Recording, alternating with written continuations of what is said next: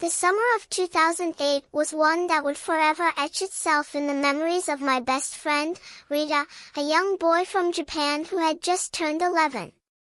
It was a time of innocence and adventure, marked by the thrill of exploring the unknown and the comfort of friendship. But little did Rita know, his life was about to take a drastic turn, one that would leave him shaken and forever changed. It began with a sleepover at his friend's house, where they spent the night watching scary movies and discussing the latest rumors about the abandoned block of houses on the outskirts of town. The rumors spoke of a government demolition project, set to take place the next day, and the group of friends couldn't resist the temptation to sneak a peek at the forbidden sight. As they made their way to the old block, they noticed that every house was boarded up, with warning signs plastered everywhere. But Rita's friend knew a secret spot where they could gain access to the site. The group cautiously made their way to the entrance, their hearts racing with excitement. As they walked, they stumbled upon a house with a partially boarded-up window on the top floor. Rita's friend snapped a photo with his digital camera, capturing an eerie scene that would haunt them for years to come. Upon reviewing the photo, they noticed a woman dressed in a brown raincoat, her white skin and black hair starkly visible. But what struck them as odd was that the woman seemed to be gazing out of the window with a look of profound sadness. Rita and his friend returned to the site, determined to investigate further. But as they approached the house, they were met with the same eerie sight. The windows and doors were sealed shut, with no sign of the woman.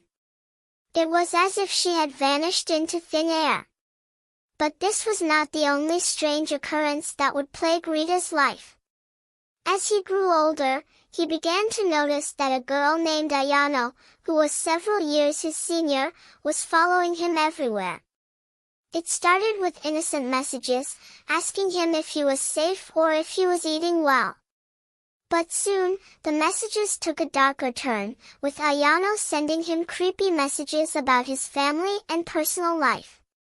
Rita tried to brush it off, but the messages continued to flood his phone and social media accounts.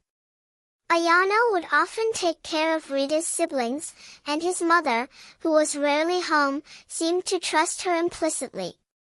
One day, Ayano approached Rita at school and told him that his mother would be out of the country for a week, and that she had given her permission for Rita to stay with her.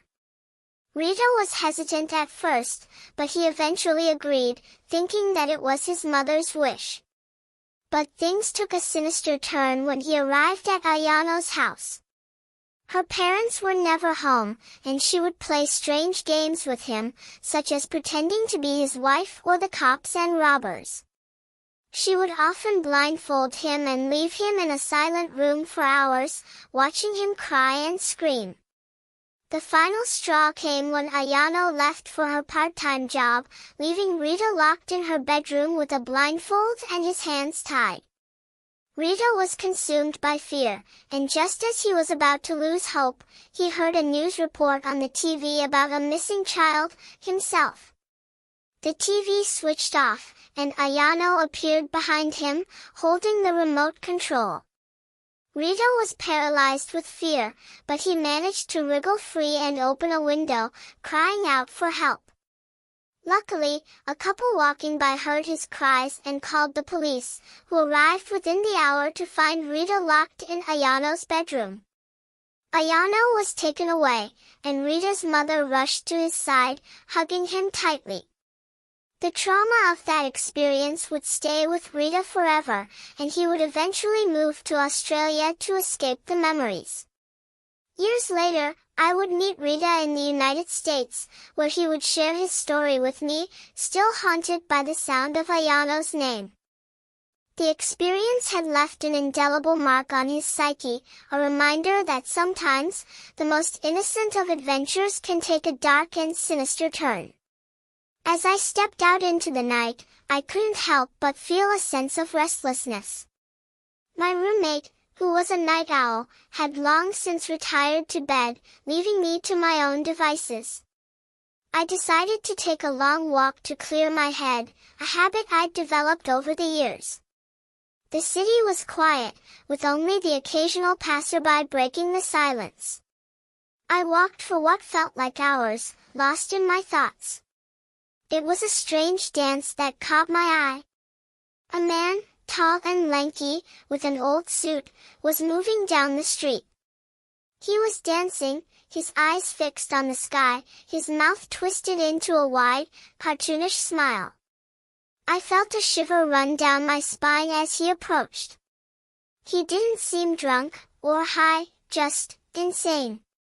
I crossed the street, trying to get as far away from him as possible, but he stopped, his eyes still fixed on me.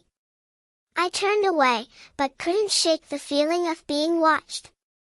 I continued my walk, trying to shake off the unease. But my thoughts kept drifting back to the man. Who was he? What was he doing? And why did he seem so unhinged? A few weeks later, I received a call from my mom, asking me to clean an old farmhouse. The owner, a wealthy woman, had made some odd demands. I agreed, mainly because of the hefty paycheck. As I arrived at the house, I felt a sense of unease. The driveway was long, the house sprawling in the middle of nowhere.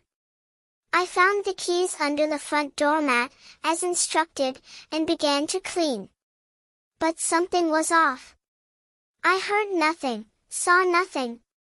Just the sound of my own footsteps echoing through the empty halls. And then, I saw them. Black and white photos, covering the bed. They were all of me, taken at various points in my life. I felt a chill run down my spine as I realized that someone had been watching me. I called the police, my heart racing.